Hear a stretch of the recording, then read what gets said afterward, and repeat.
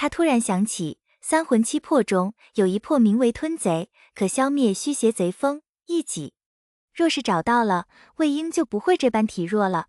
可魏婴如今这样，实在不宜离开云深不知处。若是我一人去寻，怕是要许久见不到魏婴。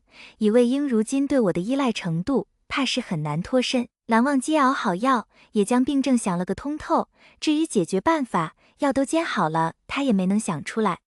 说实在的，还不是他不想离开他的魏婴。罢了，等魏婴这次病好，再想法子吧。魏婴，喝药。魏无羡还没乐完，就见蓝忘机端着一碗黑乎乎的药冲他走了过来。二哥哥定是不喜欢羡羡了，二哥哥可不可以不喝呀？羡羡不难受。魏无羡看着一脸严肃的蓝忘机，纠结了许久，还是开口撒了撒娇。不可，魏婴莫要撒谎。哦，魏无羡见撒娇行不过，只得乖乖捧起碗来喝药，一边喝一边还拿着圆溜溜的大眼睛瞪着蓝忘机。哼，瞪你，让你非要我喝药。蓝忘机盯着魏无羡把药喝完，才伸手将药碗拿了回来。看着魏无羡皱着一张脸，伸着舌头控诉药太苦，他竟鬼使神差的对着那软软的小舌头吻了过去。明明很甜，两人都愣住了，蓝忘机的脸疼得变得通红。怎么又对魏婴这般梦浪？而魏无羡则是眨巴眨巴了眼睛，脑子里掠过了几万字，最终只留了一个想法：二哥哥的亲亲怎么这么甜啊？一吻完毕，蓝忘机觉得自己都快要透不上来气了。莫非他也患上了风寒？可心中却甜蜜得很，又好似有10000只蚂蚁啃噬似的，酸酸胀胀的。不能再这般对魏婴了，太过分了些。他急忙丢下魏无羡，拿着碗走了出去。站在静室的院子里，冷静了好久，等他再回来，已经将做好的饭菜摆上了桌。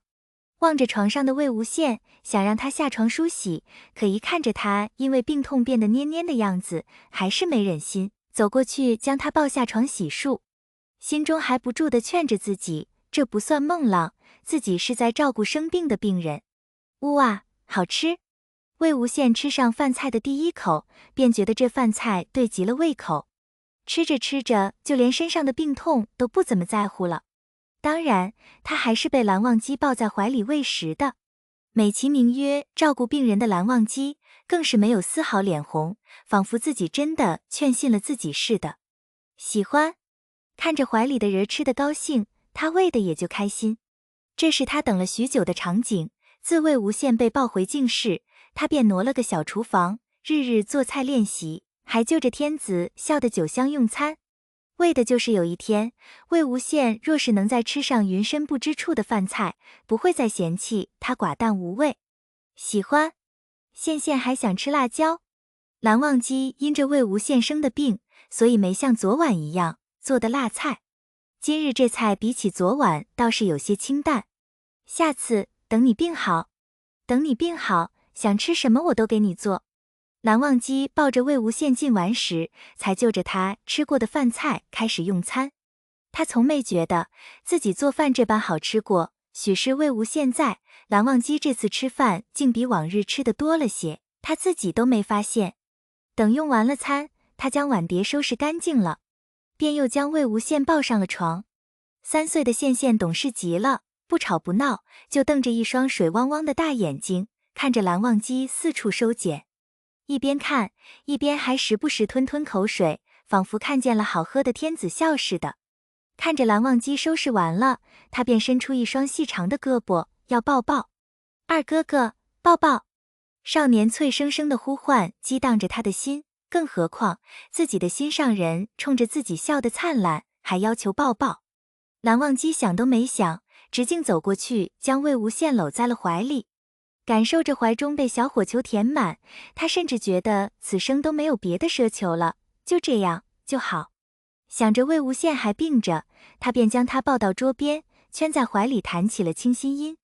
如今这场面，也不知道是他需要还是魏无羡需要，在静室陪魏无羡的日子很简单，除了每日哄着喝药，就是抱着他喂餐，环着他弹清心音，夜里还搂着他就寝。